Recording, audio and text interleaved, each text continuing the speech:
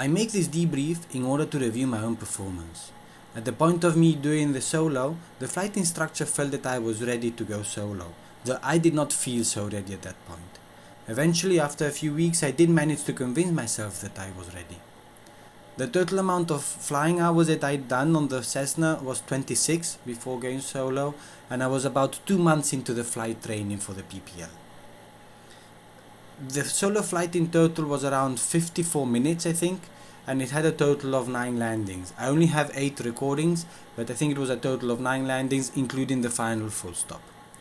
At that point, I'd also made sure that I had all the paperwork done. So I had done my RT exam, I had the insurance, I had everything in place to make sure that I was well within the needs.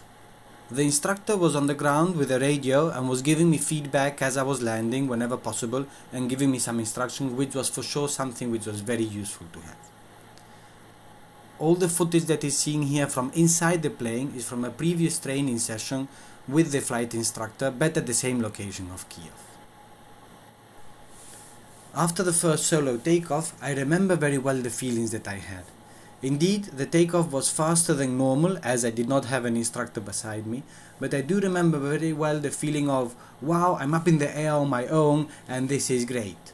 Followed very shortly behind with the feeling of, how do I get it down and survive this? After the first landing, which did not go bad at all, I thought to myself, let's try and go for it again. Then the other attempts were not as smooth, I think. Some were better, some were worse, but in all I managed to learn something. On one occasion I even had to go around as something came onto the runway, which was again a good training, and I'm happy I'd asked the instructor to do the practice of the go around a couple of days before. As I mentioned, the first landing was quite smooth. Here I am coming in on the approach, a little bit low. I think I'm low on all approaches, and at that point my issue was still that I was not pulling up enough at the end, like raising the nose well enough. So some of the landings are a little bit flat. This one is also a little bit flat. I'm not sure if I've bounced here or not, but I do feel that there's that bubble over there. I do float down the runway more than I expect, but on the other hand it wasn't bad.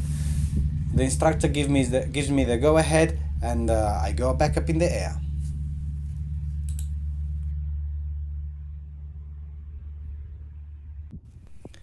I would say my first landing was the best I had. Here I'm on the second landing, again maybe coming a little bit low and still trying to maintain the speed above that 60 mark. I do coming low. I think I probably use a bit of the throttle to keep it up, and I do float a little bit down the runway, and as you can see I kind of do a 3-pointer landing, which in this case is not actually the ideal, but a smooth landing. So again I go back up. My third landing was the worst. You will see how I porpoise and I hit actually the nose wheel. At that point I thought I'd actually broken something, so I was afraid that once I'd got up, then how would I get down? I was trying to ask the instructor for some information about it. I think he did not understand me. He just told me to do it better and to pick up the nose. My problem constantly on these landings, as I'm landing too flat with the nose too low.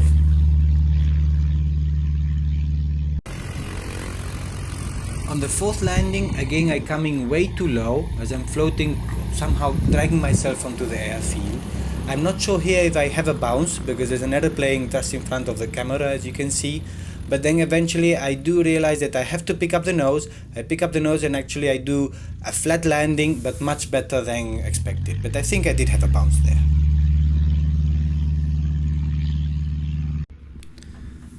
On the fifth landing you can see that the traffic is picking up, though the other pilots were understanding and were giving me space.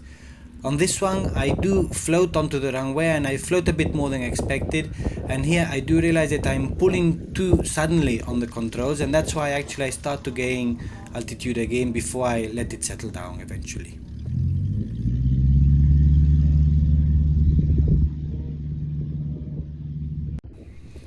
The sixth landing was also quite bad. I had to land a bit further on. They asked me to land a bit further on, so I did. The approach was okay, probably too high on speed. And again, when I'm going to pick up the nose, I pull too strong, I pull too fast, and that makes me actually climb much higher. And as you can see, I do actually balloon quite high up, and then eventually I just drop it in and I bounce quite hard on it. So it was a bit of a rough landing, but again, the Cessna takes everything, so I was up in the air again. On this seventh attempt, it's again the same situation. I feel that I'm going too low, so I need to pull the nose, so I pull too hard. And even if I don't pull a lot, but too hard, and that makes me balloon up again. In this case, I think I controlled it well. I'm not sure if I put in actually some throttle or not, but I did manage then to let it settle down on its own, almost a 3-pointer again.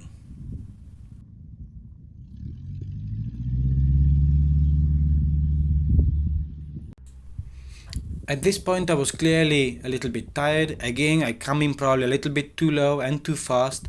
I bounced the airplane, you'll see it in a second, and eventually I do manage to control it, but not a little bit of a porpoise of an oscillation in there that was not good. But again, I went around for at least one, if not two more landings.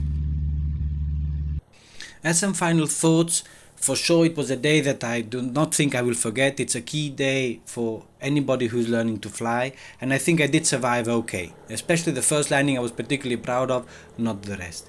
For sure, it's again a lot about learning. I've had then other landings, a lot of them better, but a lot of them also even worse than my first landings. So it's about learning, and especially learning to react to the situation. If the wind changes, if there's a crosswind and things like that. The Cessna 172 is a great trainer. It is taking a lot of punishment from me, and it's surviving everything, and I'm sure I'm not the first one to punish this aeroplane, and I'm sure I won't be the last one either. So yes, we'll have bad landings. If we have a good aeroplane like this one, it will take it. The key point is, of course, to practice, practice and practice. Landing is maybe the hardest part, or one of the hardest parts of flying, and at the point when I was learning this was for sure a bit of a stress factor, and the block of can I manage or not, because evidently if you don't manage to land an airplane, then you're not going to go flying at all. But then as I go in and get more experience, I'm also realizing that actually the landing is also the most fun part of the whole flying.